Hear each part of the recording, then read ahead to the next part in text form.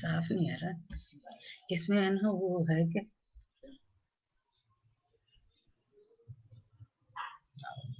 हो गया वो, इसमें कहाँ लिखा है वो फिनिश करना वगैरह दे के? बाद में होगा तो यहाँ लाइव वीडियो ये समाप्त करें।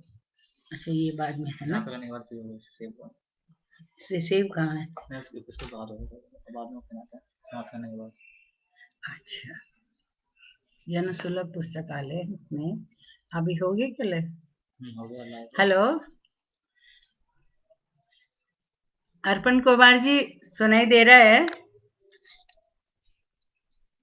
थोड़ा ऐसा करूँ।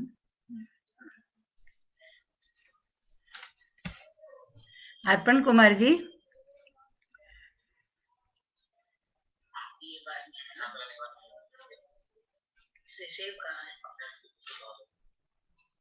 एक बार उनको फोन करके पूछ ले। अर्पण कुमार जी है ना, तू ही पूछ लेना, मैं क्या पूछूंगी यार, तू ही पूछ लेना, ये है ना। और क्या पूछना? बस शुरू कर दूं क्या? यहाँ से करें। तो कभी भी आपको अपना OTP शेयर करने या अपने अकाउंट में ईमेल आईडी अपडेट करने के हेलो, लिए नहीं कहता। सब लोगों को, मित्रों को मेरा नमस्कार। अरे वो तो लिखने वाला तो मैंने किया नहीं। ठीक है, शुरू कर दूं? हाँ हाँ हाँ, ठीक है सर, ठीक है सर, हाँ ठीक है सर, हाँ ठीक है, हाँ ठीक है सर, सुना दे रहा आप स्टार्ट करो। और वो है, वो किया ही नहीं मैंने तो, जो लिखा हुआ था। कहाँ पर? वो तो उसमें है। लैपटॉप में। चलो, लैपटॉप तो कुछ नहीं कर सकता, तो इसमें है ना, उसको व्हाट्सएप में, व्हाट्सएप में नहीं है ना, तुमने डालूंगा बोलो डालेंगे। मेल में है ना, पर मेल तो बहुत दूर है। सेंड सेंड में देखो, सेंड में,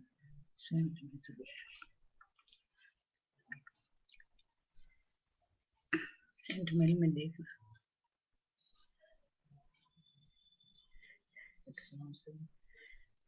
अनुवादक उसके नाम से, बहुत लास्ट में। अनुवादक, हाँ, उसको अब कहाँ रखेगा? सब लोगों को नमस्कार। मैं जनक सुलभ पुस्तकालय के पेज पर मुझे आज अर्पण कुमार जी ने याद किया। मुझे बहुत अच्छा लग रहा है आप लोगों से मिलकर। मैं इसको फिर इस पेज पर आई हूँ, अपने बारे में बताऊंगी, कहानियों के बारे में भी आपको बताऊंगी, और आप जो है इनको, ये कोई अभी मेरे साथ जुड़े नहीं है, जुड़ने का इंतजार करूं मैं कि मैं बोलूं। नीचे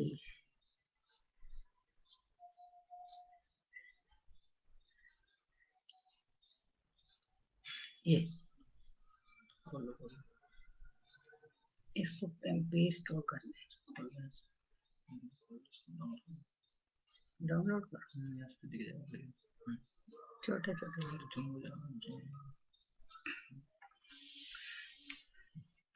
हेलो, मैं भाग्यम शर्मा जयपुर से हूँ, और आज मैं आपको रचनाकार एवं अनुवादक के रूप में अपने साहित्य की यात्रा, एक आत्म अवलोकन प्रस्तुत कर रही हूँ।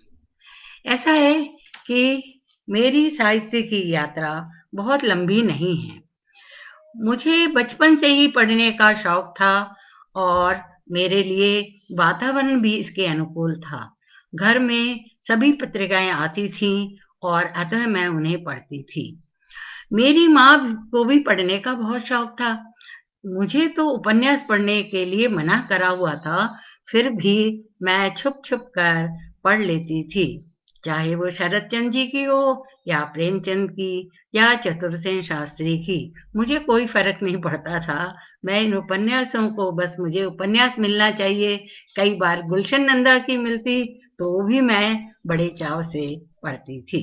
शादी के बाद ससुराल आई तो पति भी ना केवल पढ़ने के शौकीन थे, परंतु वे एक बड़े लेखक भी थे और उनकी लिखी हुई पुस्तकें बोर्ड और यूनिवर्सिटी के कोर्स में भी थी।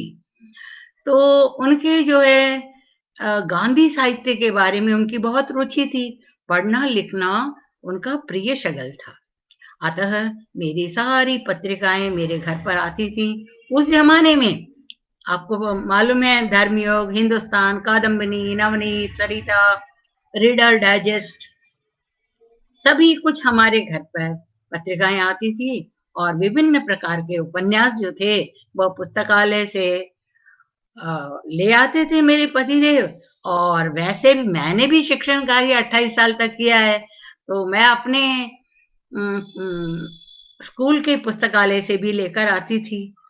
और लिखा तो मैंने कभी नहीं, है ना। तो उसके लिए आकाशवाणी में मेरे प्रोग्राम आते थे, तो उनके लिए मुझे जो है कभी कभी मैं उसके लिए लिखती थी। जो भी भेजना होता था तब लिख देती थी, परंतु मैंने कभी पत्र पत्रिकाओं में नहीं भेजा। रिटायरमेंट के बाद मैंने सोचा कुछ करना चाहिए, अतः मैंने जो है क्या करूं, खाली रहना तो अच्छा नहीं लगता है। अब जो है इसलिए रिटायरमेंट के बाद क्या करूं सोचा मैंने। फिर उसमें जो है बहुत कुछ सोचा, ये करूं वो करूं, पर मुझे जो है हमारे आस पड़ोस में लेखिकाएं थी, तो उनसे मिलती तो मुझे लगता कि वे लोग तो महान हैं, कोई अलग चीज है जो लिख सकती हैं, पर मैं ऐसा नहीं कर सकती, ऐसा मुझे लगता था। परंतु एक दो बार मैंने लिखा, अखबारों में भेजा, तो देखा तुरंत के तुरंत छप गए, तो इससे मुझे प्रेरणा मिली और मैंने उसके बाद जो है निरंतर लिखना शुरू किया। मेरी बेटी को भी साहित्य से बड़ी रुचि थी, उसकी पढ़ने की स्पीड भी बहुत तेज थी। वह मुझे बताती थी कि उपन्यास में जो है ये उपन्यास बहुत अच्छा है, ये बहुत बढ़िया, मम्मी इसको जरूर पढ़ना। उसके ऐसे कहने के बाद मेरी बड़ी तीव्र इच्छा हो जाती। कम समय मिलता था, नौकरी थी और घर में कामकाज के अलावा, परंतु जब बेटी ऐसा कह देती तो मैं उस उपन्यास को जगकर भी, रातों में जगकर पढ़ लेती थी। अखबारों में छपने से मेरा जो उत्साह था वह बड़ा हो गया और उत्साह की वजह से मैं जो है लिखती चली गई। अखबारों में छपने से गुस्सा तो था, परंतु एक बार एक बड़े साहित्यकार और पत्रकार डॉक्टर दुष्यंत जी ने मुझे मुलाकात हुई, तो उन्होंने कहा आप जो है अनुवाद भी कीजिए, और हमारे जो अखबार है वह उसको जो है अनुवाद को प्राथमिकता देता है। अब मैंने सोचा, मैं तमिल तो जानती थी, मेरी मातृभाषा तमिल थी, फिर मैंने अनुवाद भी करना शुरू कर दिया। लिखने से भी ज्यादा प्रसिद्धि मुझे अनुवाद करने में मिला। यह मेरे लिए हर्ष और गौरव की बात है। कोई बोल देख रहा है क्या? ऑन कर ले। और इससे मेरे तमिलनाडु की संस्कृति उसे विशेष रूप क्या ये नहीं। हेलो, यह अनुवाद मेरे लिए, अनुवाद तमिलनाडु और साहित्य के बारे में सबको, यहाँ के लोगों को जानकारी मिली और यहाँ के रहन सहन और साहित्य के बारे में जब पता चला तो लोगों को बहुत अच्छा लगा। साहित्यकारों से मेरा भी तमिलनाडु के साहित्यकारों से भी संपर्क हुआ। कोई देख नहीं रहा है तो बहुत अच्छा लगा मुझे। मैं अब तमिल से अनुवाद करती हूँ, तो मुझे तो बहुत सी, एक बार क्या हुआ कि मैंने एक सोचा मैं किताब तो यहाँ मिलती नहीं थी। मेरे पास पत्रिकाएं जो मैं भोपाल जाती थी तब लेकर आती थी, तो एक पत्रिका को मैंने जो है उससे कहानी को लेकर और मैंने उस कहानी का अनुवाद किया और छापने को दिया। तो उन्होंने बताया कि ये जो है आपको परमिशन लेनी पड़ेगी। अब भाई परमिशन की तो बात ये थी कि परमिशन को कैसे करें, क्योंकि मैं तो जयपुर में हूँ और वो लोग तो कौन है ये भी नहीं पता। और लेखक का नाम माधवी लिखा हुआ था, तो मैंने किसी साहित्यकार के थ्रू पूछवाया ये माधवी नाम के जो हैं उनका मुझे नंबर चाहिए। तो उन्होंने फोन नंबर भेजा। भेजते ही मैंने क्या किया कि मैंने सोचा माधवी कोई लेखिका होंगी भाई, तो मैंने उनको फोन लगाया। जैसे ही एक आदमी की आवाज आई, मैंने सोचा ये आवाज कैसे है, तो मैंने बोला मुझे तो माधवी से बात करनी है। उनने कहा मैं ही माधवी के नाम से लिखता हूँ, मैं लेखक हूँ, वैसे मैं डॉक्टर हूँ, मैं पेशे से डॉक्टर हूँ, सर्जन हूँ, गवर्नमेंट हॉस्पिटल में डॉक्टर हूँ, पर मेरी हॉबी है मैं लिखता हूँ। तो मुझे बड़ा आश्चर्य हुआ जब मैंने उनसे उस परमिशन के लिए पूछा। उन्होंने न केवल परमिशन दी, मुझे तो उन्होंने 3-4 किताबें भेजने के लिए बोला और 4 दिन में ही 4 किताबें आ गई और मुझे बहुत खुशी हुई। इसके बाद जो है अब मुझे और भी लोगों के ये कहानी फिर मैंने लिया तो उसको भेजने के लिए डेली न्यूज में। डेली न्यूज की जो संपादक से किसी ने कहा हमको बड़ी अच्छी कहानी चाहिए और वो मेरी कहानी पत्रिका में छप गई।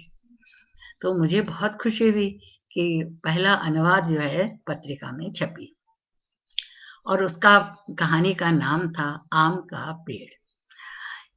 और इस तरह से मैं अनुवाद करने लगी और निरंतर अनुवाद करते हुए सभी मैगजीन मैं डाक से भी मंगाने लगी और डाक से जो मंगाती थी और उनमें से जो पसंद मुझे आता था तो उसको मैं क्या करती थी कि उनको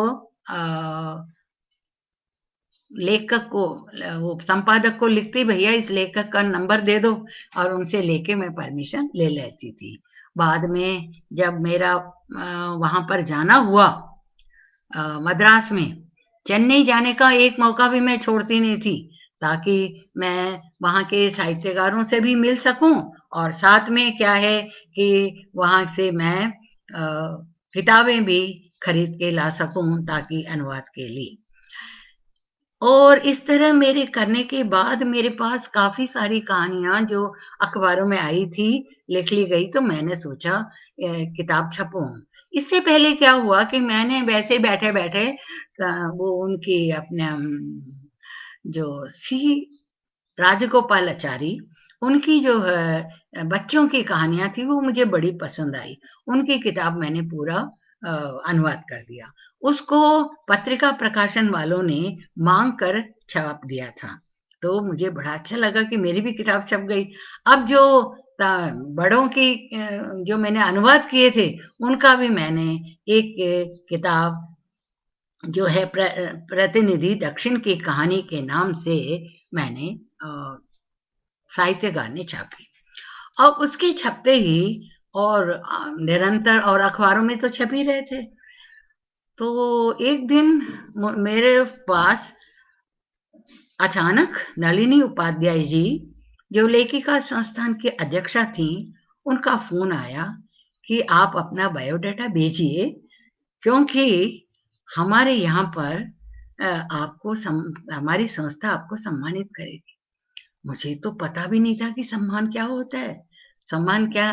तो जैसे ही मेरी खुशी का ठिकाना नहीं रहा और मुझे ये पहला सम्मान था वेणु सम्मान, और इस सम्मान के मिलते ही मेरी बहुत खुशी हुई। और इसके बाद मुझे कई बड़े बड़े सम्मान मिले, पर सबसे ज्यादा खुशी इसी सम्मान के लिए मुझे मिली। इसके बाद नीम का पेड़ मेरे अपनी लिखी हुई कहानी की किताब भी छपी और उसके बाद समकालीन तमिल प्रतिनिधि कहानियां वो दीपक प्रकाशन से मैंने छपवाई थी। मुझे बताया गया कि साउथ के लेखकों को मैं जानती नहीं थी जिनका अनुवाद करते थे, तो अब जाके मेरे को उन लोगों से भी परिचय हो गया और इन किताबों में मैंने जो कुछ निरंतर मैं जो तमिल साहित्य को इतना ज़्यादा पढ़ी हुई नहीं थी, मैंने तो हिंदी साहित्य ही पढ़ती थी, पर उसके बाद मुझे जो है उसमें रुचि बढ़ गई। मैं तमिल साहित्य को बहुत सारा उनके लेखकों के बारे में, साहित्य के बारे में पढ़ना शुरू किया। इस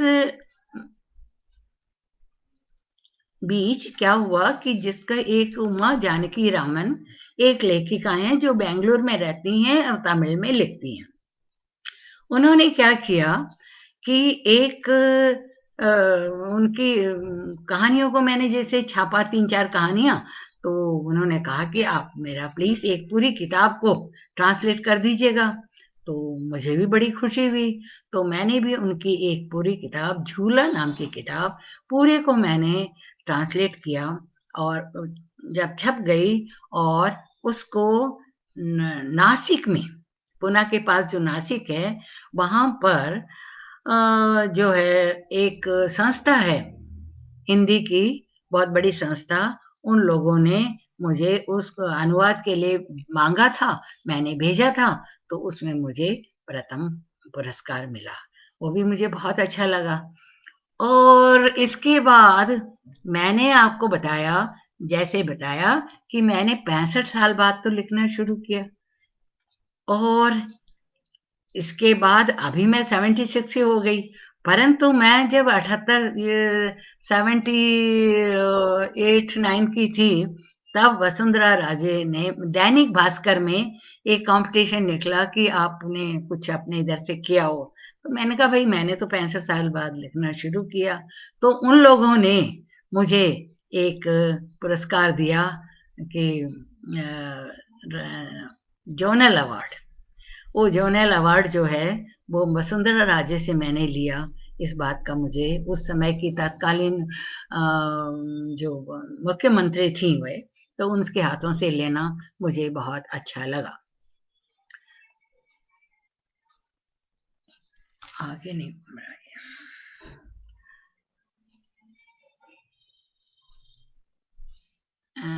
अब मैं आप लोगों को एक कहानी सुना देती हूँ, उसके बाद करनी। मैं चाहती हूँ कि बीच में आपको एक कहानी सुना दूं। तो पहले मैं सोच रही हूँ आपको एक तमिल की, मैं जबकि अनुवाद करती हूँ तो आप लोग को भी तमिल की कहानी सुनना अच्छा लगेगा। वहाँ के नाम, वहाँ का थोड़ा रहन सहन भी अलग है, इसलिए मैं आपको एक कहानी जो सी राजगोपालाचारी, जो first governor general of India थे और वे स्वतंत्रता सेनानी भी, बहुत बड़े स्वतंत्रता सेनानी थे, साहित्यकार भी थे, राजनीतिज्ञ भी थे। उनको भारत का इस आधुनिक काल का चाणक्य भी कहा जाता है, बड़े ही इंटेलिजेंट थे। तो उन्होंने एक कहानी लिखी है मुत्तांडी। मुत्तांडी एक उनके घर काम करने वाला रसोइया का नाम है। कंदास्वामी शेट्टियार बड़े जमींदार थे। वे बड़े समझदार व होशियार थे। वे खानदानी रूप से धनवान थे। उसके साथ ही अपने प्रयत्नों और किफायती स्वभाव के कारण सभी जमींदारों में उनका प्रथम स्थान हो गया। अतः लोग उन्हें राजा कंदास्वामी शेट्टियार के कहकर पुकारने लगे। उनका एक ही पुत्र था, उसका नाम था शंकर। अपने देश में पढ़ाई पूरी करके विदेश में पढ़कर आया। वहां से IAS की परीक्षा उसने दी और उसमें सफल होकर नौकरी में आया। कंदास्वामी शेट्टियार के घर एक खाना बनाने वाला रसोइया का नाम मुत्तांडी था। वह बहुत ही योग्य और अच्छा था। वह परिवार के हर काम में मदद करता। वह कभी ये नहीं सोचता यह मेरा काम है, ये मेरा काम नहीं है। घर के प्रत्येक काम को स्वेच्छा से करता। घर का कोई भी सदस्य उसे नौकर नहीं मानता था, सभी उसे घर के सदस्य ही मानते थे। इसमें साफ नहीं आ रहा, इसमें साफ आ रहा। वह परिवार के सदस्य जैसे ही इज्जत है ना, तो इसी में है। वह सदस्य मानते थे और परिवार के सदस्य जैसा इज्जत देते थे, वो सब लोग घर वाले मामा कर उन्हें बुलाते थे। वह भी खुद को घर का सदस्य ही समझता था। उस जमाने में मजदूरी तथा वेतन दोनों ही बहुत कम होते थे। उसको 25 रुपए मासिक मिलता था, जो पूरा ही बच जाता था, क्योंकि कपड़ा, खाना, अन्य खर्च शेट्टियार ही करते थे। जब शेट्टियार मरे तब मुत्तांडी के 10,000 रुपए जमींदार के खजाने में थे, क्योंकि जो 25 रुपए मिलता था उनको, तो इसमें ब्याज जमा नहीं था। शेट्टियार के मैनेजर ने इन रुपयों को मुत्तांडी को दे दिया। उसे कहीं गांव में सुरक्षित रखने के लिए कहा, ताकि उसका ब्याज भी आता रहे। उसने शादी तो की नहीं थी, अतः वह रुपया जमा होता चला गया। अब इस परिवार का मुखिया कुमार शंकर चेट्टियार हो गया। शंकर चेट्टियार की अभी शादी नहीं हुई थी, वह दिंडीगल का कलेक्टर बन गए थे। फिर उनका तबादला तिरुचि हो गया। वहां पर पढ़ी लिखी नायडू लड़की से उनका संपर्क हुआ, दोनों में प्यार हुआ, फिर विवाह हो गया। अब मुत्तांडी कलेक्टर के घर पर काम कर रहा था। उम्र ज्यादा होने के बावजूद उसका स्वास्थ्य जो है अच्छा होने के कारण घर का पूरा काम वही करता था। अब उसका वेतन 40 रुपए है। शंकर शेट्टियार बोले, मुझे इतने रुपयों की कहाँ जरूरत है। वो मतलब मुत्तांडी बोला, शंकर शेट्टियार, मुझे इतने रुपयों की कहाँ जरूरत है। शंकर, तुम्हारे पिताजी जो देते थे वह रुपया ही मेरे लिए बहुत है। नहीं मुत्तू मामा, इस जमाने में तुम्हारे काम के 40 रुपए तो न्याय संकट हैं, कहकर उसे जबरदस्ती मानने को और शंकर ने बाध्य किया। उसकी पत्नी राधा मणि को ये पसंद नहीं आया। आप क्यों उसे जबरदस्ती अधिक वेतन दे रहे हो? 25 रुपए के बदले 30 रुपया कर देते तो ही काफी नहीं था क्या? अपने पति से वह बोली। यह तो शंकर कुछ नहीं बोले। वह बोली, ठीक है, आपकी इच्छा। कृपा कर इस रसोइये को कह दीजिए कि वह आपसे आदर से बोलें।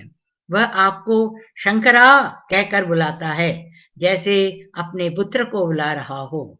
एक नौकर ऐसे बुलाएं तो यह ठीक नहीं। आप इसे कहें वो आपको महाराजा कहकर बुलाएं। आप भी उसे मामा मामा कहकर ना बुलाएं। मामा को नौकर की जगह ही रखना चाहिए, नहीं तो शहर में हमारी इज्जत नहीं रहेगी। पहले तो शंकर शेट्टियार ने इन बातों पर कोई ध्यान नहीं दिया। फिर एक दिन बोले, वे मुझे बचपन से ही कंधे में उठाकर स्कूल छोड़ने जाते थे। मुझे अपना बच्चा मानकर मेरे साथ खेलते थे। हमारे परिवार के साथ कई सालों से रहते हैं। उन्हें सिर्फ नौकर समझना ठीक नहीं। इस पर भी उनकी पत्नी नहीं मानी। वो बोली, ये सब चलन नहीं है। 700 रुपए कमाने वाले कलेक्टर को अरे शंकरा कहकर एक नौकर बुलाएं।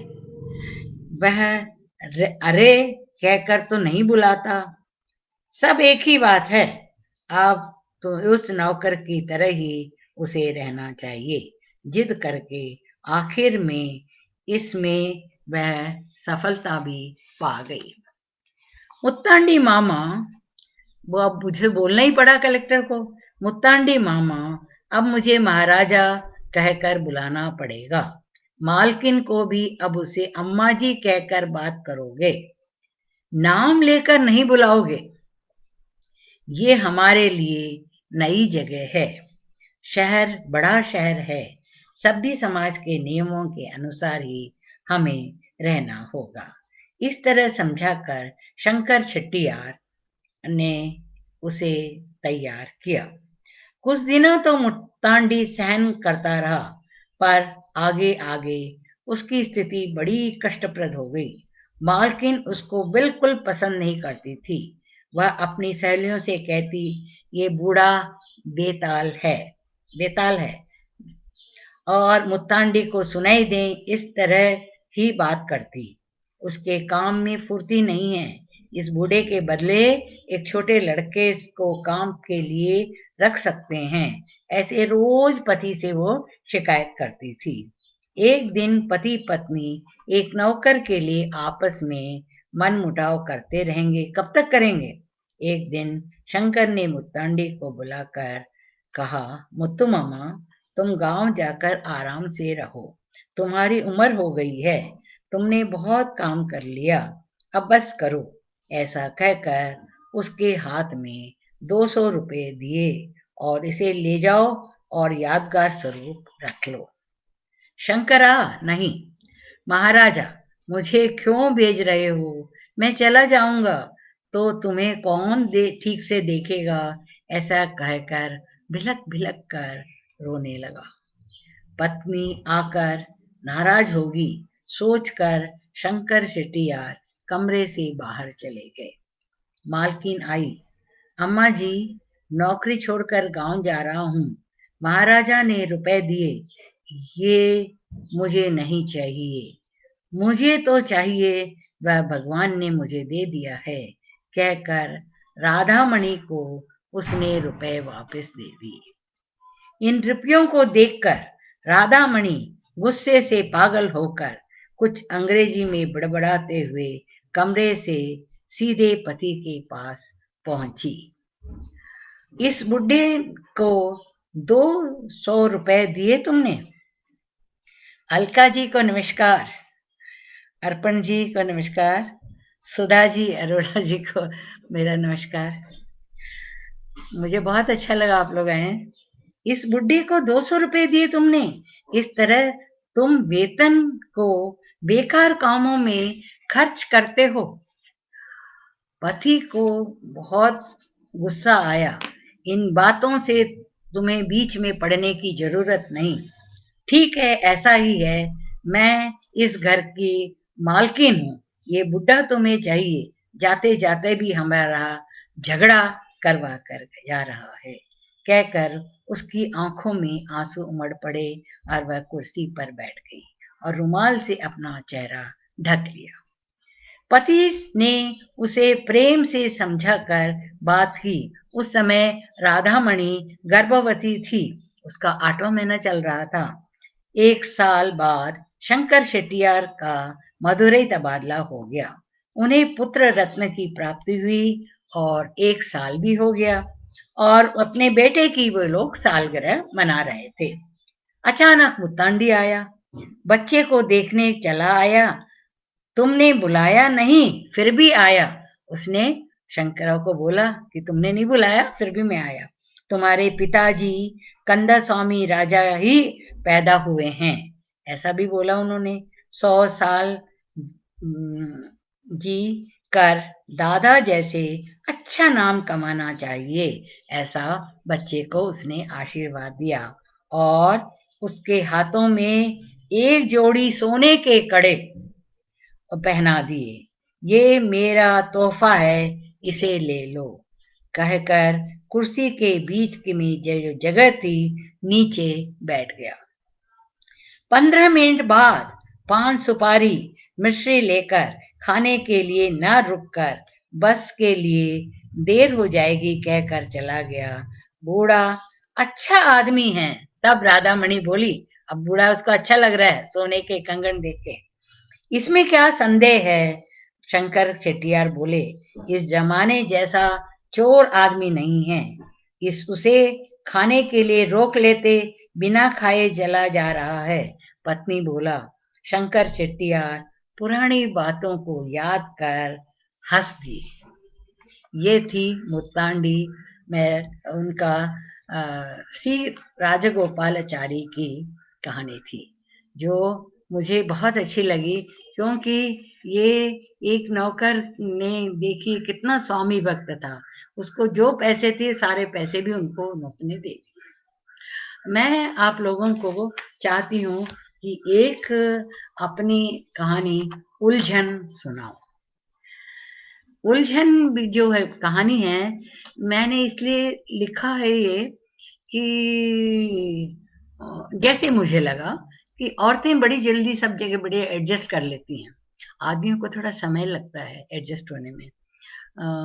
तो इस बात पर के आधारित है ये कहानी उलझन।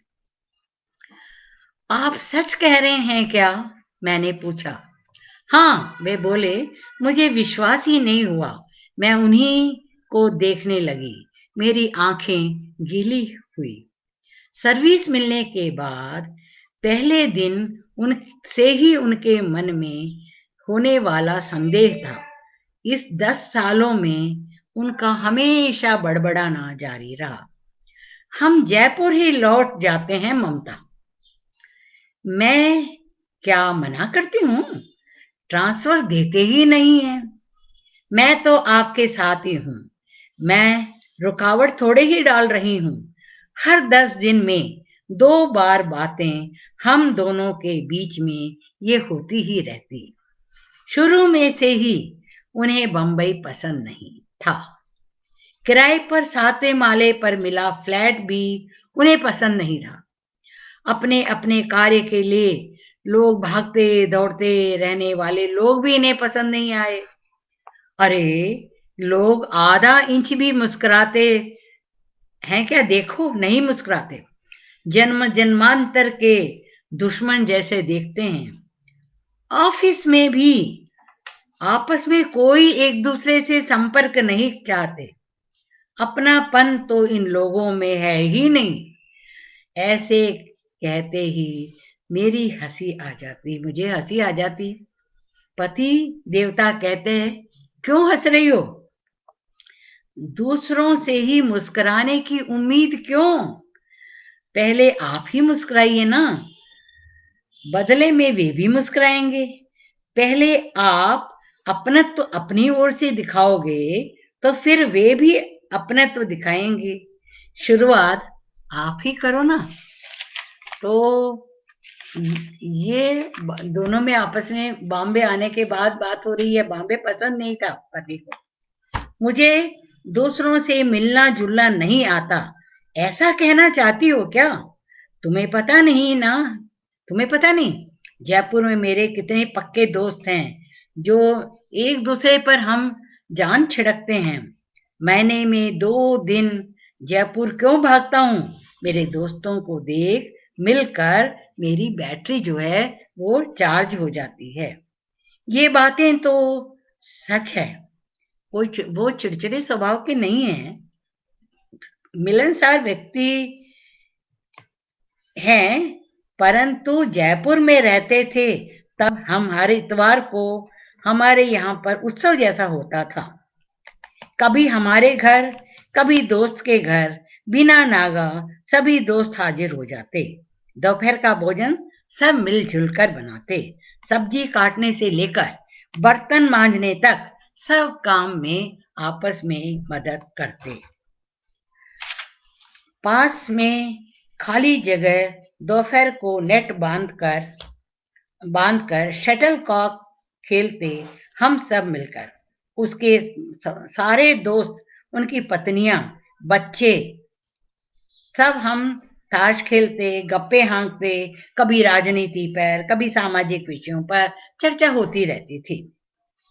महीने में सिर्फ एक इतवार को सब अपनी पत्नियों के साथ आएंगे, ऐसा आपस में फैसला किया था। अतः एक दिन गाने बजाने का क्विज, अंताक्षरी, सब इनमें इतने व्यस्त रहते कि समय का ज्ञान ही नहीं रहता। सब बढ़ चढ़कर बड़े उत्साह से भाग लेते थे। साल में 2 बार परिवार के साथ हम परिवार के बाहर बड़े पिकनिक के लिए रमणीक जगहों पर यात्रा करते। वह कभी भूल न सकने वाली रोमांचक यात्रा होती थी। साल में एक बार बिना परिवार के सिर्फ पुरुष दोस्त मिलकर शहर के बाहर पिकनिक पर जाते थे।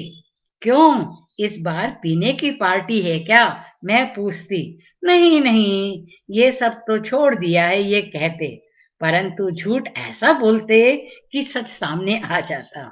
एक बेवकूफी हंसी हंसते हुए कहते, सिर्फ एक दिन ही पीने की पार्टी होती है, उसमें भी मैं सिर्फ 2 पैग ही लेता हूँ। ऐसा बोलते। उनके सिर पर हाथ फेर कर मैं कहती, आप बहुत अच्छे हो। वे चाहते तो इस बात को छुपा सकते थे, मैं पूछूंगी भी नहीं, पर वे कोई भी बात मुझसे नहीं छुपाते। यही नहीं, प्यार, मोह, गुस्सा, चिड़चिड़ाहट, किसी भी बात को वे छुपा कर रखना नहीं जानते। हमारे बेटे आर्यन का जब पहला जन्मदिन आया, पूरे घर में गुब्बारे व रंग बिरंगे फूलों के झालरों से सजा रहे थे। तब उसी दिन इन्हें बॉम्बे में सर्विस के लिए ऑर्डर मिला। इनकी पढ़ाई की योग्यता के हिसाब से एक बड़ी कंपनी में बॉम्बे की शाखा में सहायक मैनेजर पद पर 6 लाख का पैकेज मिला। सब कुछ बढ़िया था, परंतु इनका पहला शब्द था नहीं चाहिए। पर क्यों ममता, मैंने प्रार्थना पत्र में लिख दिया था कि मैं आपकी जयपुर शाखा में ही नौकरी करूंगा, जहां जगह खाली हो वहीं आपको रखेंगे ना। नहीं ममता, मुझे नहीं जाना, मैं अभी यहाँ काम कर रहा हूँ, वहीं काम है। आप मैं 2 ही होते तब तो ठीक था, इतनी कमाई हम दोनों के लिए बहुत थी। पर हमारे बच्चा आर्यन आ गया है, इसे अच्छे स्कूल में एडमिशन कराना है ना, बहुत खर्चा होगा जी। समझ रहा हूँ, अभी जो वेतन ले रहा हूँ उससे 3 गुना अधिक वेतन है, यही तो आकर्षण है। मुझे तो कभी बम्बई पसंद नहीं आया। ऑफिस के काम से जब भी बम्बई जाता तो वहां मुझे अच्छा नहीं लगता था। मैं वहां टूर पर जाने को भी टालता ने की सोचता, फिर भी जाना पड़े तो एक दिन में वापस आ जाता। वहां इतनी भीड़, जल्दबाजी, भाग दौड़, बदबू, गंदगी, छी छी छी, वहीं वहीं रहना, नहीं, कभी नहीं। मुझे देखकर कहो, क्या यही आपकी समस्या है? वो सच बोलूं तो अपने सभी दोस्तों को छोड़कर मेरे लिए कष्टप्रद ही नहीं, असहनीय भी है ममता। हम सब स्कूल के जमाने से ही साथ साथ रहते थे, करीब 20 साल से हमारी दोस्ती है। हम रोज मिलते हैं, यदि ना मिलें तो हम फोन करते हैं। सबसे बिछड़ कर रहने की बात को मैं सोच भी नहीं सकता, ऐसा लगता है पागल हो जाऊंगा। ये ऐसे कहने लगे। आपकी बात सही है, और अपना जीवन भी जरूरी है, क्या करें समझ में नहीं आ रहा। ठीक है, मुंबई जाते हैं, बोलकर तुरंत बोले, दूसरा रास्ता नहीं है क्या? ठीक है, चलेंगे। रुककर बोले, क्यों बिना पसंद के कोई फैसला लें? क्यों बिना फैसला के कोई फैसला लें? बोले। मैं बोली, मैं एक बात बोलूं? बोले, क्या? शादी करके पति के घर आते समय सभी महिलाओं को ये तड़प होती रहती है, क्या भावनाओं का संबंध सिर्फ आदमियों के लिए ही है, हमें नहीं है क्या? कोटा में पढ़ते समय मेरी भी सहेलियां नहीं थी क्या? मेरी सहेलियां मुझ पर जान देती थीं, हम भी जान देने वाले दोस्ती करती थी। पर क्या हुआ, आधे लोग मेरी शादी में न आ सके। यहाँ जयपुर मेरे आने के कुछ समय तक तो पत्र व्यवहार चला जैसा होता है, फिर वह भी खत्म हो गया। अब तो कौन कहाँ है ये भी पता नहीं। ममता, दिल्ली में होने वाले तुम्हारी एक सहेली की शादी में तो मैं तुम्हारे साथ गया था ना, सिर्फ उसी के लिए तो गए थे। अरे, मैं आपको गलत नहीं बता रही, मैं बता रही हूँ कि वातावरण बदलने पर कुछ न कुछ खोना ही पड़ता है। मैं ये ही आपको समझाना चाहती थी। उन्होंने घूर कर देखा, बोले, समझा, मुझे साफ सुथरे समझ में आ रहा है कि हम बंबई जा रहे हैं। इस तरह हम लोग बंबई आ गए। मुझे बंबई से कोई नफरत नहीं हुई। शहर में क्या है, अपने मन में सब कुछ है। मन चंगा तो कटौती में गंगा, ऐसे ही थोड़ी कहा है। आर्यन हमारे घर में रहने से ज्यादा दूसरों के घर में अधिक रहता था। मुझे आर्यन की बिल्कुल चिंता नहीं करनी पड़ती। कोई भी पड़ोसी उसे अपनी गोदी में लेकर चला जाता। वहां करीब 128 घर थे। उसमें से आधे से ज्यादा महिलाओं से मेरा परिचय हुआ था। हम सब सहेलियां बन गई थी। होली, दिवाली, ईद, रोट तीज, क्रिसमस आदि सभी त्योहारों में कुछ ना कुछ घरों में खाने पीने की चीजों का लेन देन चलता ही रहता। हम महिलाओं की एसोसिएशन बन गई थी और जिसमें नवरात्रि में गरबा होता था। हम सब मिलकर एंजॉय करते थे। आर्यन जब दूसरी कक्षा में गया तो हमने उसका जन्मदिन मनाया।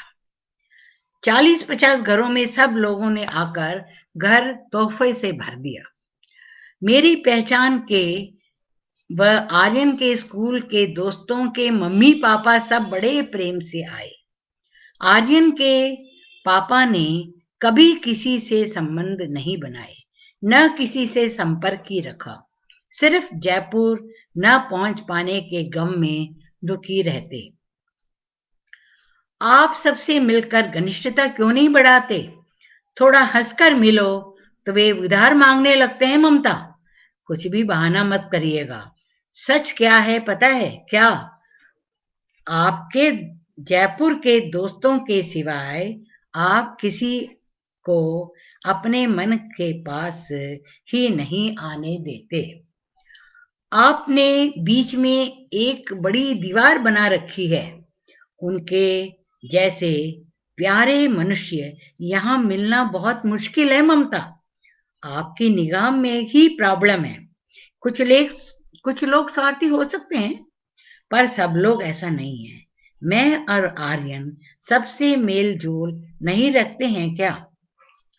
मैं कह नहीं पा रही हूँ यहाँ पर मैं कह नहीं पा रहा हूँ सॉरी मैं कह नहीं पा रहा हूँ यहाँ सब मैनेजरों के ट्रांसफर होते थे, तब मैंने अपने ट्रांसफर के लिए इन लोगों से बहुत प्रार्थना की और अपने जयपुर ट्रांसफर के लिए बड़ा गिड़गिड़ाया।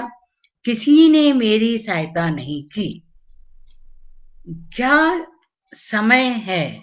एक बात बताओ, मेरी जयपुर बदली हो जाए, तुम आने को मना तो नहीं करोगी ना? नहीं नहीं, मुझे तो मेरी कोई समस्या ही नहीं है। आप मुझे झारखंड भी जाना पड़े और आप बुलाओ तो मैं वहां भी चली चलूंगी। नई जगह, नई भाषा, नए आदमी, यह सब मेरे लिए कोई समस्या नहीं है। ये तुम्हारा गुण है। ये 90% औरतों का गुण है। अब मुझे लगता है कि आपको भी बात समझ में आ गई होगी। हर वातावरण के अनुकूल जो अपने आप को डाल लेता है वह सुखी रहता है। ममता, अब मैं भी वातावरण के अनुसार अपने को बदलूंगा। सुखी व खुश रहने का यही एक मूल मंत्र है। ये मेरी कहानी उलझन थी। आपको कैसे लगी? हमारी अलका जी को तो ये जो है संवेदनशील लगी उनको और अच्छी लगी, भावुक लगी। और मैं अपना जो आगे अपनी वो अपने बारे में आगे बताना चाह रही हूँ और उसके बाद आपको दूसरी कहानी सुनाऊंगी। मेरे आपको बताया जैसे कि दक्षिण की प्रतिनिधि कहानियां छपने के बाद निरंतर उमा जानकी रामन की भी मैंने छपा ली थी।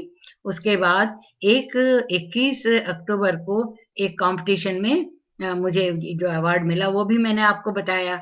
अब जो है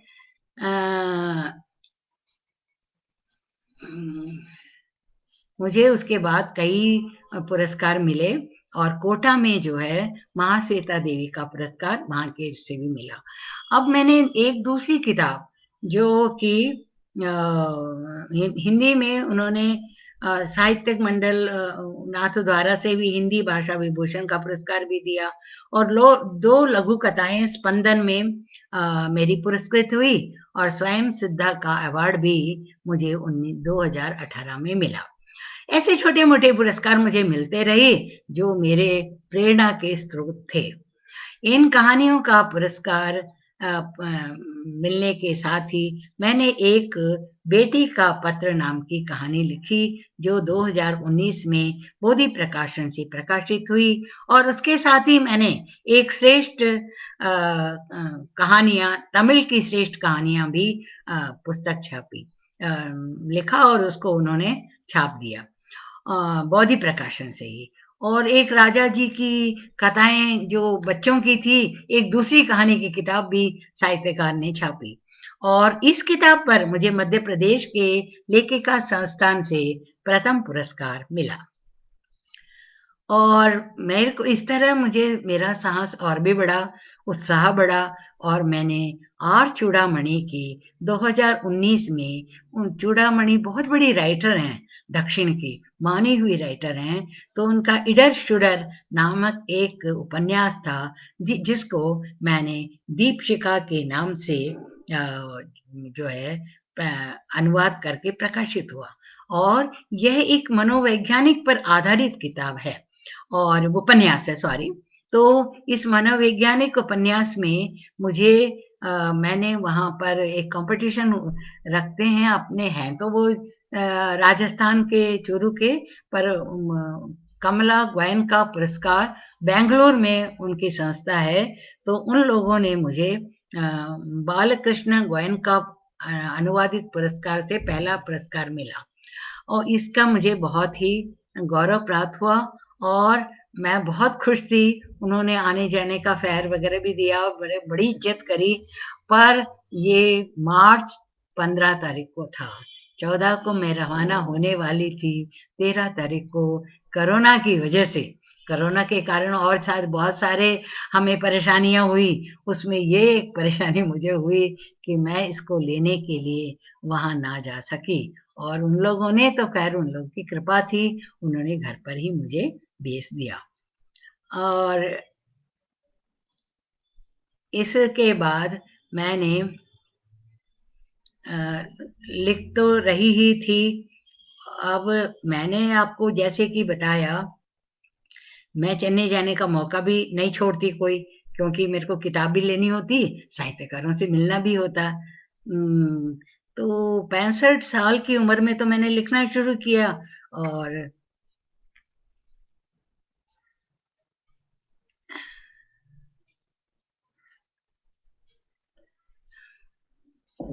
ये जो है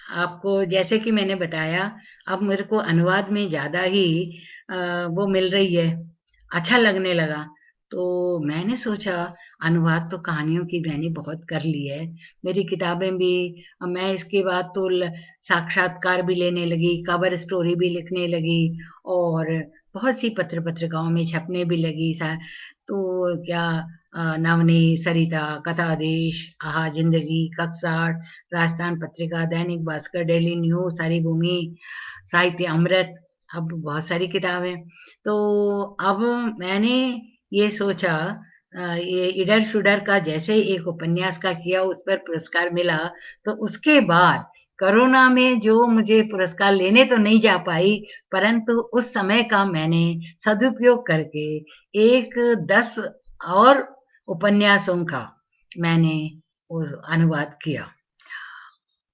और सबसे पहले तो मैंने ये कोरोना के पहले कर लिया था। एक सुब्रमण्य भारती हैं, वो कोयम्बतूर के हैं। तो कोयम्बतूर के जो मिल मालिक हैं, छोटे-छोटे बच्चों को काम पर रख के उनको बहुत ज़्यादा परेशान करते हैं। उनको कहते हैं कि हम मंगलसूत्र बना देंगे, लड़कियों का कहते हैं शादी के लिए मंगलसूत्र, गरीब हो शादी में मंगलसूत्र देंगे, और ये वो कह के उनको काम पर रख लेते हैं और ना ठीक से पैसा देते हैं, ना खाने को देते हैं, और फिर चल रहा है, और फिर कुछ भी ना देकर और उन्हें इतना बीमार कर देते हैं। वहाँ की वातावरण बहुत गंदा है, उस गंदे वातावरण में बीमार हो जाते हैं, और किसी का हाथ कट जाता है मशीन में आने से, कोई टीबी हो जाती है, और इस तरह की उनकी जिंदगियां खराब हो जाती है। तो वो उपन्यास का है, नाम है टूटन करके, मैंने अनुवाद किया। उसके बाद मैंने एक बहुत बड़ी लेखिका हैं जिनका नाम है वासंती। उन्होंने उन्होंने 150 से ज़्यादा उपन्यास लिखे हैं, कहानियाँ लिखती हैं, और इंडिया टुडे की वो संपादिका रही हैं 10 साल तक। वासंती नाम है उनका। तो उनके उपन्यास मुखौटा पर मैंने अनुवाद किया। जननम, आलू बुखारा, ये सब जो हैं उस पे हैं, मातृभारती वेबसाइट पर चल रही हैं और अच्छे उपन्यासों में माने जा रहे हैं। उसके बाद एक सज्जन हैं राजेश कुमार, उन्होंने 1500 उपन्यास लिखे हैं और उनका नाम गिनीज बुक ऑफ वर्ल्ड में दर्ज है। तो उनकी मैंने उपन्यासों का भी किया। उनके उपन्यास का नाम है विवेक, तुमने क्या किया, और माचिस की तीली, जो अभी भी उसमें चल रही है, करोड़ों करोड़ों बिजलियां, यहाँ वहां और कहाँ। इनमें से कुछ मेरे ये अनुवाद करने के बाद किंडल पर हैं, कुछ जो हैं मातृभारती पर है और कुछ शॉपिंसन पे है। अब कोरोना का तो ये मैंने फायदा उठा लिया, और अब कुछ भी नहीं हो रहा है तो अनुवाद ही करूं। और मुझे बड़ा अफसोस था कि हम ऐसे घर में बैठे हैं, परंतु बहुत से लोगों ने कहीं जाने को तो मिल नहीं रहा घर से, तो अब लोगों ने जो है जूम पे, अपना फेसबुक में और मीट में लोगों ने जो है बहुत से वो आयोजन किया, और मुझे इतनी खुशी हुई कि दूर दूर के जिनको हम जानते नहीं थे, भारत के ही दूर दूर, हम वैसे तो जयपुर के लोगों को ज्यादा जानते थे और मुलाकात भी हो नहीं पाती थी, परंतु ऑनलाइन की वजह से हमने सब लेखक लेखिकाओं के बारे में सुना और जाना, और बहुत अच्छा लगा। इस बड़े बड़े लेखकों में सुनने के लिए ये जन सुलभ पुस्तकालय के जो अर्पण कुमार जी हैं, वे भी बहुत बढ़िया काम कर रहे हैं, और मुझे बहुत अच्छा लगा उनका ये देखते हुए। मैं चाहती हूँ कि आपको एक कहानी, और आप इंटरेस्टेड हैं तो एक कहानी और सुना देती हूँ। इस कहानी का नाम है रिसाइकलिंग। रिसाइकलिंग आपको एक कहानी सुनाना चाहती हूँ। ये जैसे कि आप रिसाइकलिंग के नाम से पुरानी चीजों का नया करके करते हैं बहुत से लोग, इस तरह का ही कहानी है, उस पर ही आधारित है। अस्पताल के बरामदे में बैठे मोहित बाहर की तरफ फटी फटी आंखों से देख रहा था। सामने बगीचे में सुंदर फूल, आने जाने वाले, सेवा करने वाले कर्मचारी आदि थे। वहां सुंदर बच्चों की तस्वीर दीवार पर लगी हुई थी, पर कोई भी चीज उसके ध्यान को आकर्षित न कर सकी। उसका मन तो सुगना सुगना इसी ही नाम को जप रहा था। उसे सुगना के साथ बिताए 18 वर्ष आंखों के सामने दिखाई दे रहे थे, जैसे कोई फ्लैशबैक में चल रहा हो। जिस दिन सुगना को देखते मोहित और उसके मम्मी पापा और बहन गए थे, उस दिन उससे भी ज्यादा वे लोग सुगना से प्रभावित हुए थे। सुगना जो हलवा और पकौड़ी अपने हाथों से बनाकर लाई थी, उसकी तारीफ उसके पापा मम्मी अब तक भी करते नहीं थकते। उसके घर सजाने की कला पर तो मोहित की बहन भी फिदा है। सभी अपनी बेटी की तारीफ करते हैं, पर सुगना के पापा ने जो तारीफ की, उसके खाना बनाने की हो या इंटीरियर डेकोरेशन की, उसमें सचमुच में सुगना खरी उतरी। ससुराल वालों भी कहने लगे कि सुगना के पिताजी ने सचमुच सही तारीफ करी। हमारी बहू तो उससे भी ज्यादा काबिल निकली। शादी होकर आई तो दूसरे दिन ही सब लोग गिफ्ट के पैकेट को खोलकर क्या आया है देखने की उत्सुकता से देख रहे थे, परंतु सुगना गिफ्ट पैक किए हुए रैपर को सुंदर कागजों को बड़े धैर्य के साथ समेट के रख रही थी। क्यों बहू, उसको संभल कर क्यों रख रही हो? फेंक दो इन्हें। माँ के कहने पर ही सुगना बोली, रहने दो मम्मी, मैं इसे रख देती हूँ, फिर कभी काम आएंगे। उसके ऐसा कहते ही सब लोग जोर से हंस पड़े। अरे मोहित, तुझे तो बिल्कुल सही पत्नी मिली है, कहते हुए चाचा जी ने मजाक किया। भैया, आपकी तो अब शामत आ गई समझो। आप तो फैशन बदल गया कहकर अपने जूते, धूप का चश्मा आदि सभी पुराने को फेंक कर नया खरीद लेते हो।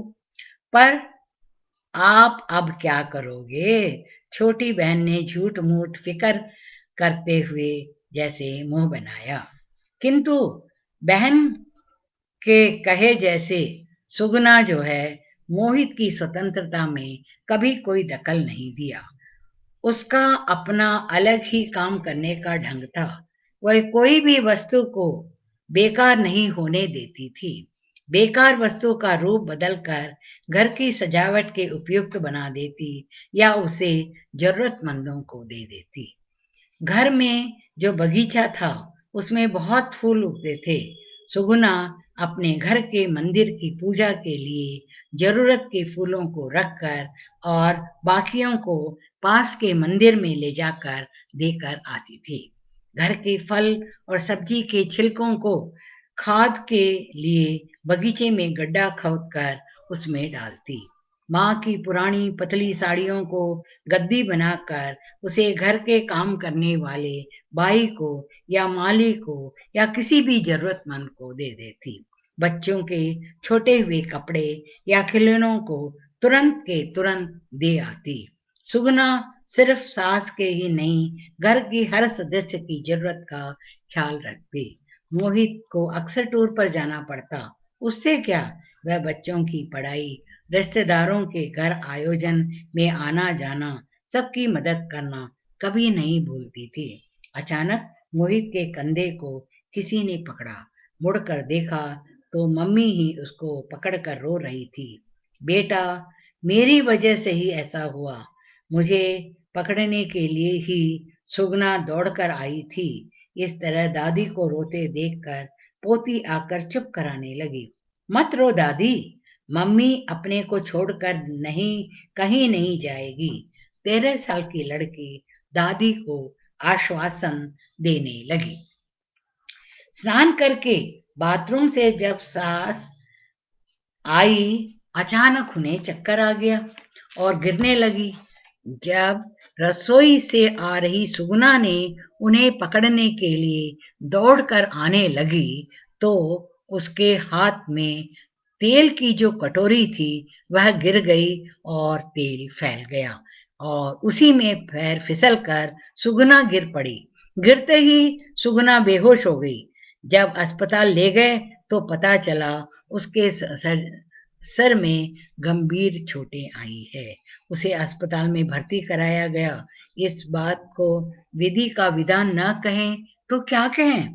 बड़े डॉक्टर सुगना को देखकर बाहर आए तो मोहित उठने लगा। डॉक्टर ने उसके कंधे को दबाकर उसे उठने से रोका व उसके पास बैठ गए। ये जो है समायोजन का बहुत बड़ा गुण जो है वो उस कहानी के लिए अलका जी कह रही हैं।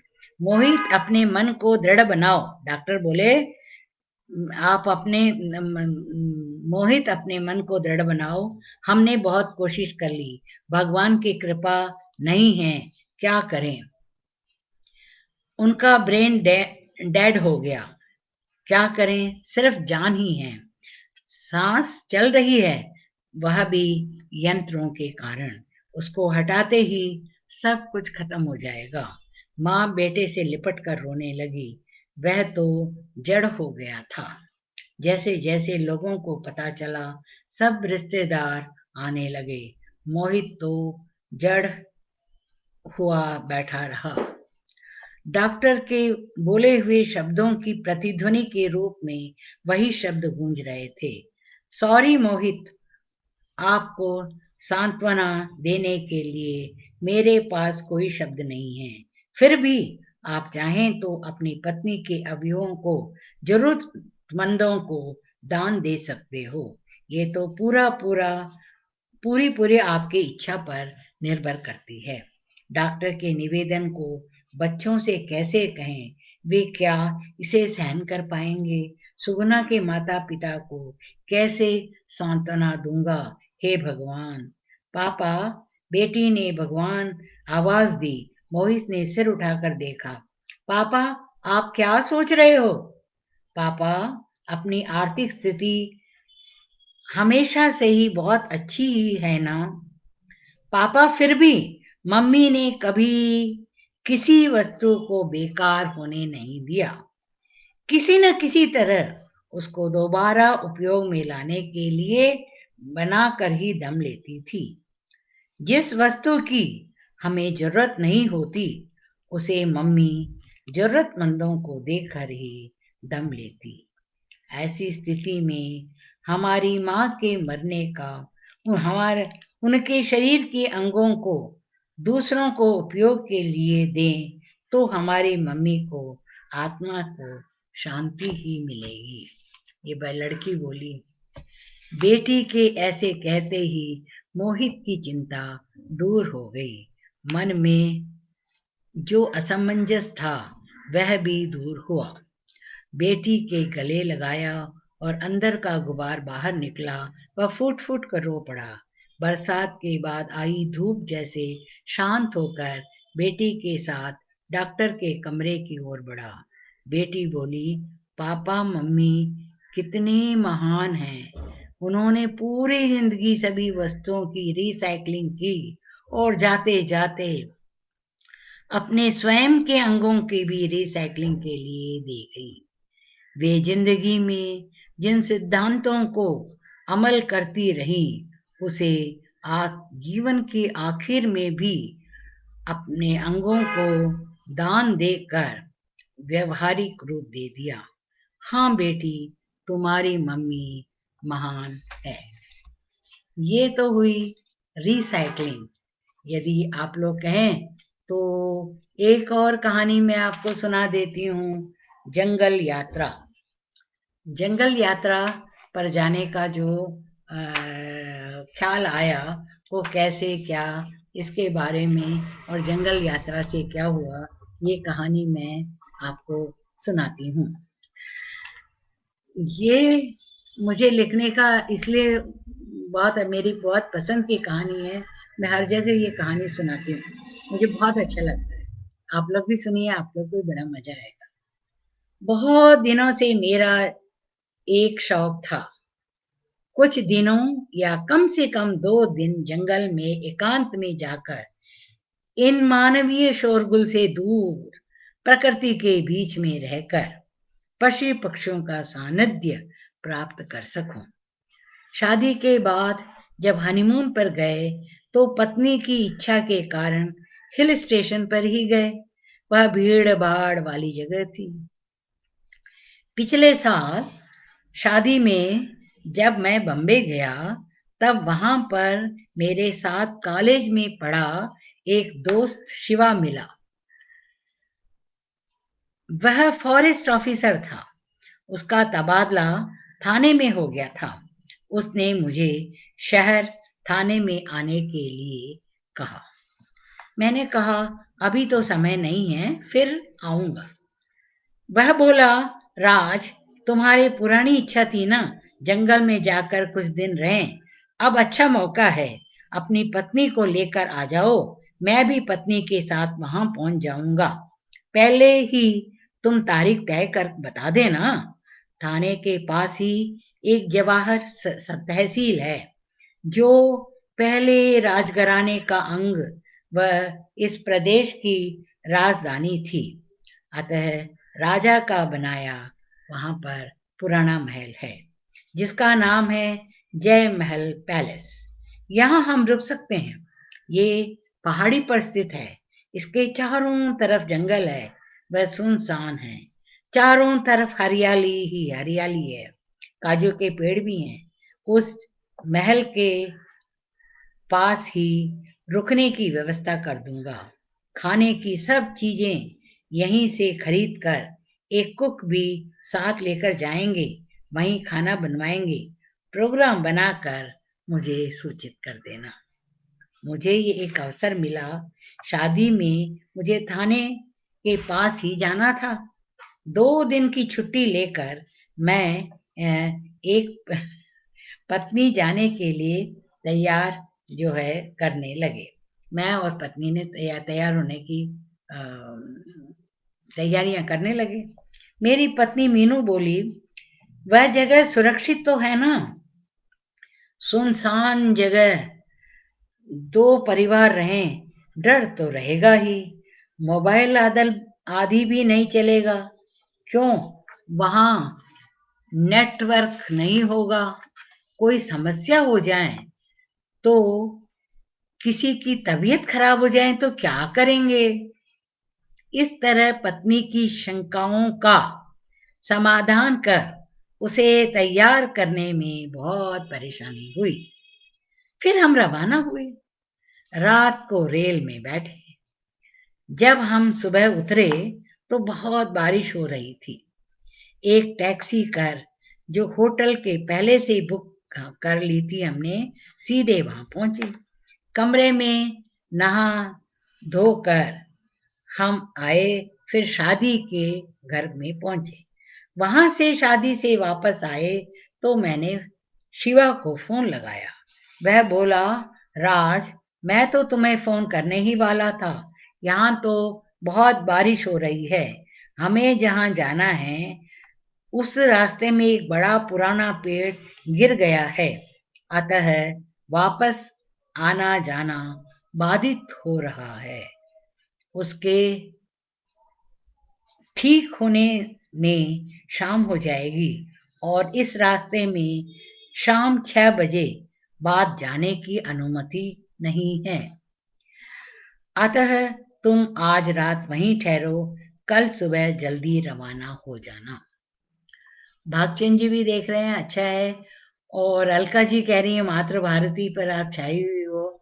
मातृभारती में उपन्यास डाले हैं, लोग पढ़ रहे हैं। और इस बार वो हर महीने का देखते हैं कितने लोग, मतलब हर हफ्ते तो वो श्रेष्ठ 10 लेखक को लेते हैं और महीने में 10-20 को। तो इस बार मेरा 10वां स्थान आया। ये खुशी की बात है, अच्छा लगता है। मेरे चेहरे पर निराशा देख मीनू ने पूछा, क्या हुआ?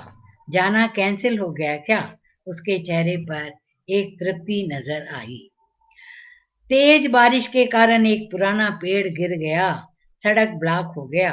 आज रात हमें यहीं पर ठहरना होगा। कल सुबह मौसम कैसा है देखकर ही फैसला करेंगे, मैं बोला। आज का पूरा दिन यहीं बिताना होगा, अब क्या करें? सोचा तो मीनू बोली, क्यों जी, हमारे गोपाल मामा जी के यहाँ मिलकर आते हैं। वे भी हमें बार बार बुलाते हैं रहते हैं। मीनू के मामा जी यहाँ बैंक में मैनेजर थे। वे यहीं से रिटायर हो गए। उनकी पत्नी 5 साल पहले ही मर गई। उनके कोई बच्चा नहीं था। जयपुर में उनकी पोस्टिंग थी, तब हमारे घर आना जाना रहता था। उनके कोई बच्चा नहीं था, इसलिए शायद मीनू और मुझे वे बहुत स्नेह देते थे। मुझे तो जरा ज्यादा ही चाहते थे।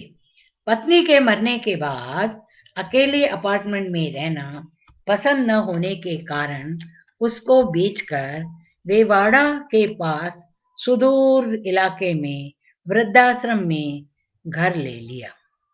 अब कभी सामाजिक आयोजनों में मिलते तो प्रेम पूर्वक बातें करते।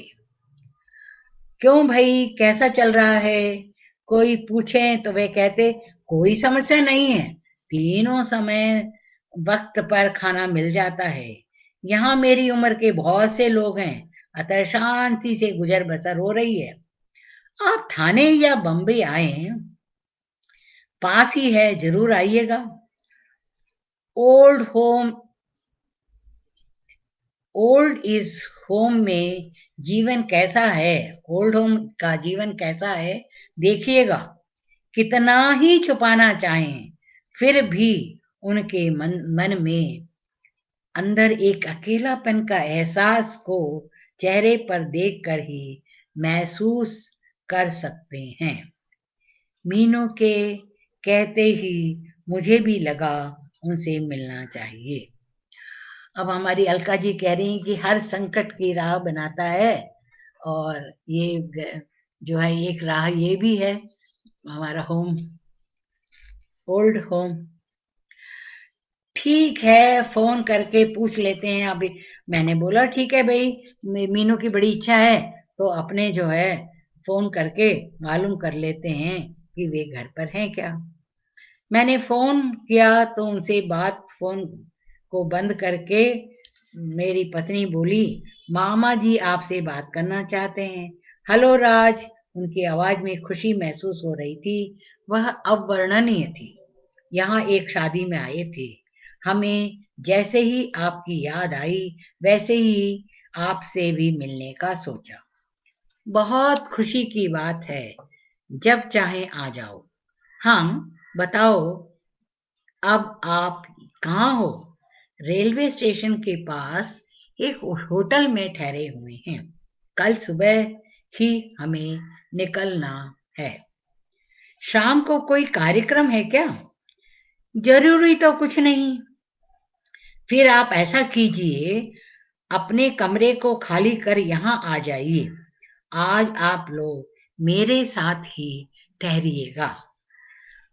हमें सुबह जल्दी निकलना है, आपको डिस्टर्ब करना पड़ेगा। वह सब कोई डिस्टर्ब नहीं है। तुरंत कमरे खाली करके टैक्सी पकड़कर आ जाओ। मैं व्हाट्सएप में अपना एड्रेस भेजता हूँ, वे बोले। पता नहीं क्यों ऐसी बात को मैं टाल न सका। टैक्सी रवाना हुई। कुछ दूर तो ट्रैफिक था, फिर एकदम सुनसान हो गया। चारों तरफ खेत, पहाड़, जंगल, प्राकृतिक दृश्य बहुत ही सुंदर थे, आंखों को लुभा रहे थे। बहुत बढ़िया ठंडी ठंडी हवा चल रही थी, हल्की बूंदाबांदी हो रही थी। गाने का मन हो रहा था, सुहाना सफर और ये मौसम हसी। तो उन्होंने जो वृद्धाश्रम बताया वह वाड़ा के पास खेतों के बीच में था। लाइन में अलग अलग 60 घर बने हुए थे। टैक्सी के अंदर घुसते ही एक बुजुर्ग आदमी हाथ में छड़ी लिए सैर के लिए जा रहे थे। पहली लाइन वाले घर में जो खिड़कियां थी उसमें से कई आंखें कौन आया है सोचकर झांक रही थी। गोपाल मामा जी के घर पहुंचे तो बच्चे जैसे पिता का इंतजार करते हैं वैसे ही उत्सुकता से हमारा वे इंतजार कर रहे थे। आइए, आप लोग आए, बहुत खुशी हुई, कहते हुए कार के पास आकर हाथ को पकड़ लिया। कैसे हो, तबीयत ठीक है क्या? मैंने पूछा। इसका क्या है, यह ठीक है, कहकर खुशी से बोले। मुझे भी देखने गेस्ट आए हैं, सोचकर बड़ी खुशी हो रही है। देखिए कितनी बड़ी बात है, मुझे भी देखने के लिए गेस्ट आए हैं, सोचकर उन्हें खुशी हो रही है। पड़ोस में रहने वाले एक दंपत्ति जाग कर देखने लगे। बनवारी जी, ये रिश्ते में मेरी भांजी है, यह उसके पति हैं, ये दोनों मुझे देखने आए हैं। उनका देखने आए हैं बोल के ही उनकी खुशी जो है बहुत ज्यादा हो रही थी। ऐसे वे अपने सामने दंपत्ति से बड़े गर्व से बोले। उनकी खुशी, बच्चों जैसा उत्साह देखकर मुझे बहुत आश्चर्य हुआ। आइए, यही मेरा महल है, वे बोले।